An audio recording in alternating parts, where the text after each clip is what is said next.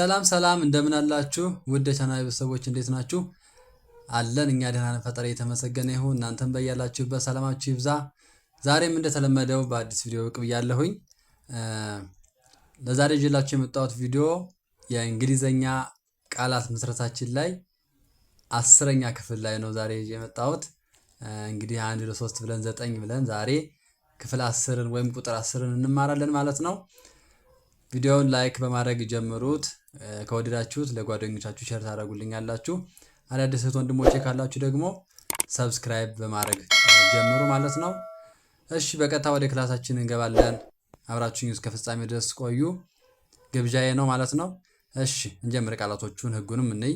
ያው እንደተለመደው ነው ቃላቶቹን እንዴት እንደሚነበቡ ስፔሊንጋቸው እንዴት እንደሚጻፍ እና የአማርኛ አቻ ትርጉማቸውን ነው የምንማረው።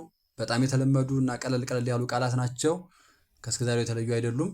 እንግዲህ ያው በማስታወሻ ደብተራችሁ እየጻፋችሁ እንደምትከተሉኝ ተስፋ አደርጋለሁ ማለት ነው። እሺ ወደ ትምህርቱ እንግባ። በጣም አሪፍ። ይሄኛው ህጉ ምንድነው የሚለው? በሁለት ኮንሶናንቶች መካከል ኢ እንደ ኤ ይነበባል ነው የሚለው። ይቅርታ፣ ኢ እንደምን ይነበባል? ኤ ተብሎ ይነበባል። በምን? በሁለት ኮንሶናንቶች መካከል ኢ ሲመጣ ማለት ነው። ኢ ቫወል ሌተር ነች፣ እንግዲህ አናባቢ ማለት ነው። ከ26ቱ የእንግሊዝኛ ፊደላት 5ቱ አናባቢ ይባላሉ። ማን ናቸው ከተባላችሁ ኤ፣ ኢ፣ አይ፣ ኦ፣ ዩ እነዚህ አናባቢ ናቸው። ከዛ ውጭ ያሉት ደግሞ 21ዱ ኮንሶናንት ወይም ተነባቢ ይባላሉ ማለት ነው። በዛ ትይዙልኛላችሁ ማለት ነው። ስለዚህ ሁለቱ ኮንሶናንት በዳርና በዳር ሆኖ መካከል ላይ ኢ ሲመጣ ኤ የሚል ድምፅ አለው ነው ሲነበብ። እስኪ ቃላቶቹን እናያቸው ደግሞ። ዋይ ኢ ቲ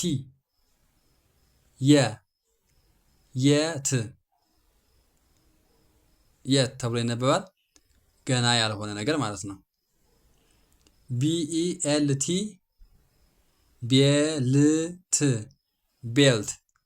ቤልት ማለት የአማርኛ ትርጉሙ ቀበቶ ማለት ነው።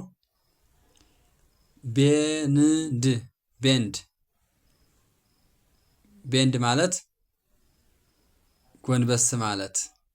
ጎንበስ ማለት ይለዋል ትርጉሙን። በጣም አሪፍ። የት ገና ያልሆነ ወይም ደግሞ ያልሆነ ነገር። እሺ ቤልት ቀበቶ፣ ቤንድ ጎንበስ ማለት።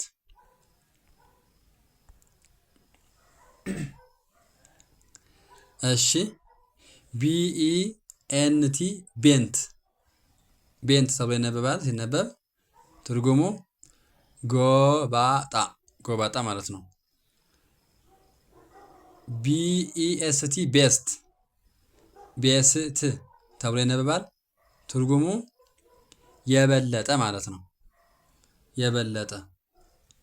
DESK ዴስክ ተብሎ ይነበባል። ትርጉሙ መቀመጫ ማለት ነው። እሺ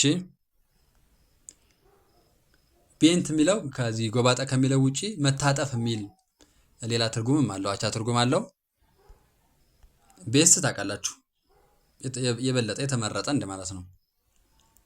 ዴስክ ይሄ ደግሞ እንደ መቀመጫ አይነት ነገር ማለት ነው። እሺ በጣም አሪፍ። ቀጣይ ቃላት HELP ሄልፕ ተብሎ ይነበባል። ምን ማለት ነው?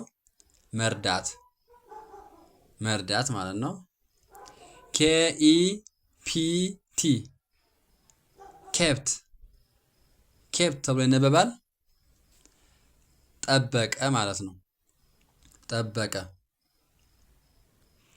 LEFT ሌፍት ተወ ማለት ነው።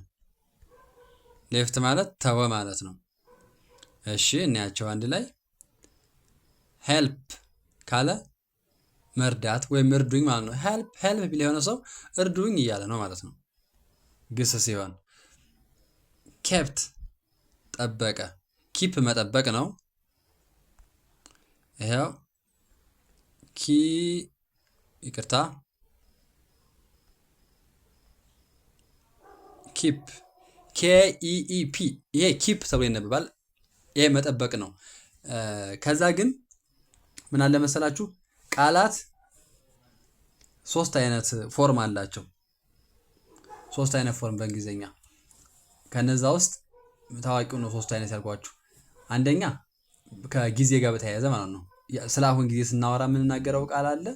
ራሱን ቃሉን ለትናንት ስናደርገውና ለነገ ስናደርገው ይለያያል።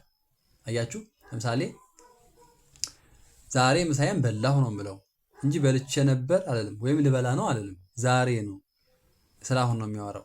ነገ ከሆነ ልበላ ነው ነው። ትናንት ከሆነ በልቻለሁ ነው የሚሆነው። እንደዛ ነው። እዚህ ኪፕ የሚለው የፕሬዘንቱ ያሁኑ ነው። ኬፕት ደግሞ ስላለፈ ነገር ስናወራ ነው እንጂ ትርጉማቸው አንድ ነው ማለት ነው። ኪፕ እና ኬፕት። ኬፕት ጠበቀ። ሌፍት የምትለው ሌፍት ብዙ ትርጉም አላት። በዚህ ኮንቴክስት ተወ ነው እንጂ ለምሳሌ እዚችም ሊቭ የሚል ሌላም ቃል አላትና ሌፍት የሚለው ተወ ከሚለው ውጪ ሌላ ትርጉም አለው። ሌፍት እና ራይት ቀኝና ግራ ስንል ግራና ቀኝ ስንል ሌፍት ግራ ነው፣ ራይት ቀኝ በዛም አለ። ግን እቺኛዋ ሌፍት ማለት ተወ ማለት ነው። ረሳም ይሆናል። እሺ LEND ሌንድ ሌንድ ትርጉሙ ማበደር። ሌንድ ሚካል አበድረኝ ማለት ነው። LENT ሌንት ሌንንት ነው ሲነበብ ትርጉሙ አበደረ። ሌንድ አበደረ ነው። MELT ሜልት ሜልት ሜልት ማለት ደግሞ አቀለጠ ወይም መቅለጥ ማለት ነው። እሺ LEND ሌንድ ተብሎ ይነበባል፣ ማበደር ማለት ነው። LENT ሌንት ተብሎ ይነበባል፣ አበደረ ማለት ነው። ስላለፈ ቅድም እንዳልኳቸው ነው። ኪፕ ኬፕት ካልን ሌንድ ሌንት እንላለን። ሜልት አቀለጠ። ወንደርፉል። ቀጣይ ገጽ MEND ሜንድ ሜንድ ሲነበብ ሜንድ ተብሎ ይነበባል። ትርጉሟ ማበጀት ማበጀት።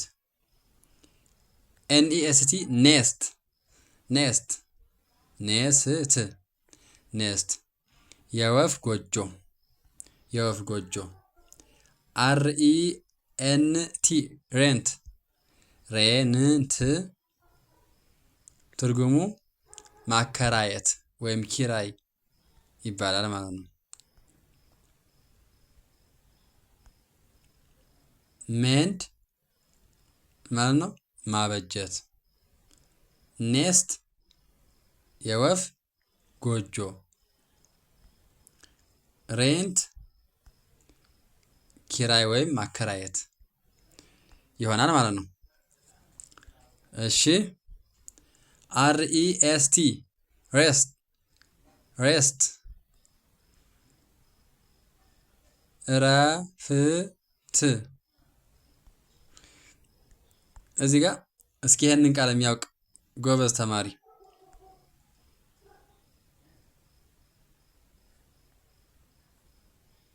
ሪፕ ይባላል። በጣም ብዙ ጊዜ ፌስቡክም ላይ፣ ቴሌግራም ላይ፣ ኢንስታግራም ላይ ፕሮፋይሎች ላይ እናያለን።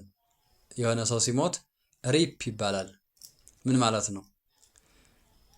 እስኪ አብዛኞቻችሁ ታውቁታላችሁ ብዬ አስባለሁኝ።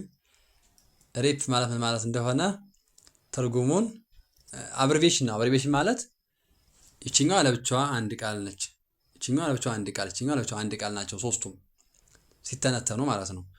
እና ትርጉማቸው ምንድን ነው? ብዙ ጊዜ እንዳልኳችሁ ሰው ሲሞት ነው ፎቶውን እናደርግና ሪፕ እንላለን። ግን ሪፕ ምን ማለት ነው? ትርጉሙን ታውቃላችሁ ወይ? ኮሜንት ላይ አስቀምጡልኝ። በቀጣይ ሳምንት ደግሞ መልሱን እዛ ላይ እነግራችኋለሁ ማለት ነው። VERB ቨርብ ቨርብ ቨርብ ማለት ግስ ማለት ነው። ግስ። እሺ WENT ዌንት ዌንት ተብሎ ይነበባል። ሄደ ሄደ ማለት ነው። WEST ዌስት ዌስት ዌስት ማለት ምዕራብ ማለት ነው። ኢስት ዌስት እያልን እናወራለን። ምስራቅ ምዕራብ። በጣም አሪፍ። እንግዲህ በዚህኛው የአነባበብ ዘዴ መካከል ላይ ኢ ሆና በግራና በቀኝ ኮንሶናንት ሲሆን ኤ ተብሎ ይነበባል። ዌንት ዌስት እያልን ስናነብ የነበረው ማለት ነው። እንደዚህ የሚነበቡ ቃላትን እና ሁልጊዜ የተለመዱ ቃላት ናቸው። እንደዚህ እንደምታያቸው በየዕለት ከዕለት ኑሯችን የምንጠቀማቸው በስራችን ውስጥ የምንጠቀማቸው ቃላት ናቸው። እንግዲህ እንደወደዳችኋቸው ተስፋ አደርጋለሁኝ። ዛሬ 10ኛው ቀን ይሄን ይመስል ነበረ። እስከዚህ ሰዓት አብራችሁ ስለነበራችሁ እጅግ አድርጌ አመሰግናለሁኝ። አሁንም በድጋሚ ላይክ፣ ሼር እና ሰብስክራይብ ማድረግ የቤተሰባዊነት መገለጫ ነው ይላል ልሳነ ኩሉ። መልእክት አለኝ እንደተለመደው። ምናልባት ያው ጠንክራችሁ ተማሩ፣ በማስታወሻ በመያዝ በየቀኑ እነዚህን ቃላት መጻፍና መለማመድ እንዴት እንደሚነበቡ መጻፍ ማንበብ፣ ከዛ ደግሞ ትርጉማቸውን መያዝ። ይሄ በጣም ወሳኝ ነገር ነው። ዝም ብሎ መማር ብቻ እንዳይሆን ማለት ነው። ከዛ ውጪ ያው በኦንላይን አማርኛ፣ እንግሊዝኛ እና ሂሳብ መማር የምትፈልጉት ወንድሞቼ ካላችሁ እዚህ ጋር ባስቀመጥኩት ስልክ ቁጥር ደውሉልኝ፣ እናወራለን፣ ማማራለን ማለት ነው። አመሰግናለሁ። በድጋሚ በጣም አመሰግናለሁ እስከ ሰዓት አብራችሁ ስለነበራችሁ። መልካም ጊዜ። ቻው፣ ደህና ሁኑ።